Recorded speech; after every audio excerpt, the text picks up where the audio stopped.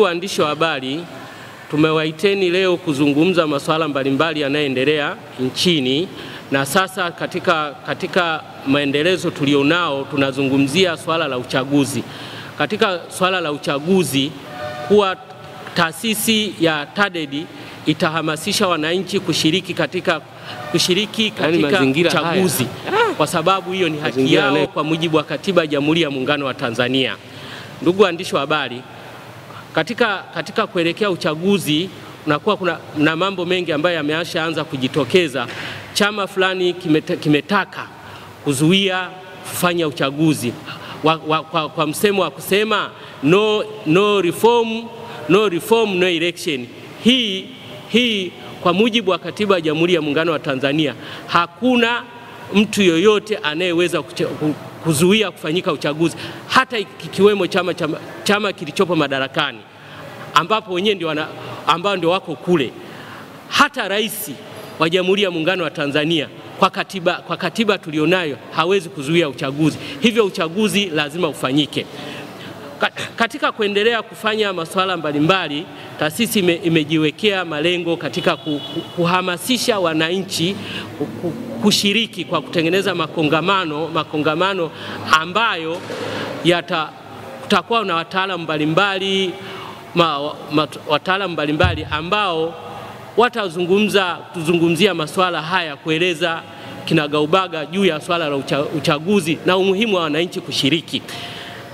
Taasisi hii ni chombo huru, kwa hiyo tunataka kuwa watu washiriki, hakuna mtu yeyote wa kuzuia uchaguzi.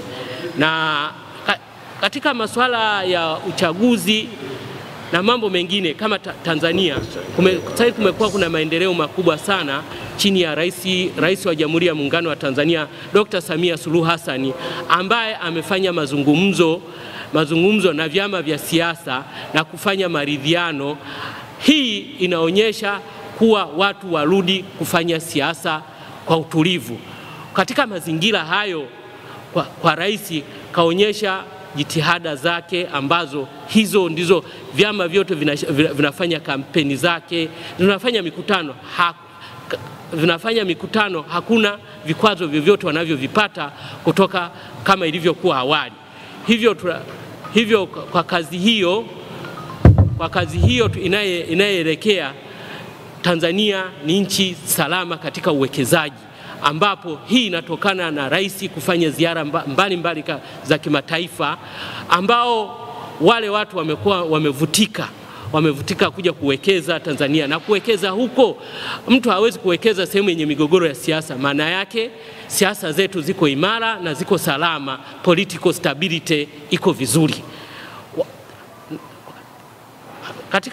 Katika mazingira na maendeleo ambayo yametokana kwa kipindi chake alichopo madarakani, watalii wamezidi kuongezeka kwa sababu yeye mwenyewe kuonyesha kuwa hilo jambo watalii wanaongezeka. Kafanya filamu ambayo inatambulika kama Royal Tour. Hii rais mwenyewe katia miguu yake, na yote hii ni kutaka kuletea maendeleo, kwa sababu watalii wakija, kuna mzunguko mwingi unatokea, kwa sababu mzunguko wa kiuchumi, kila sekta zinaweza kushiriki na kupata maisha, na mtu mmoja akaendeleza maisha. Kwa hiyo katika swala hili la kuendea katika uchaguzi, kama taasisi imepanga kufanya makongamano ambayo yatashirikisha wasanii, ambapo ni kuonyesha kushawishi kwa hili jambo tunatakiwa tuliendee, na mazingira hayo yamekuwa yako vizuri. Taasisi itashirikiana na wasanii, na tumeshafanya mazungumzo na wasanii mbalimbali kwa sababu ya hili, lakini hatuwezi kusema ni nani kwa sababu ya masuala ya kimkataba inaendelea. Lakini pia taasisi itazungumza na viongozi wa dini, ambao wenyewe watatoa message kuelekea uchaguzi tukishafika hatua za mwisho, ili uchaguzi wetu uwe wa amani. Katika kipindi hiki nchi iko salama, na nchi iko salama kwa sababu serikali chini ya Rais Dr. Samia Suluhu Hassan na vyombo vyake wameendelea kuhudumia Watanzania katika mazingira salama na utulivu wenye amani. na amani ndio kila kitu.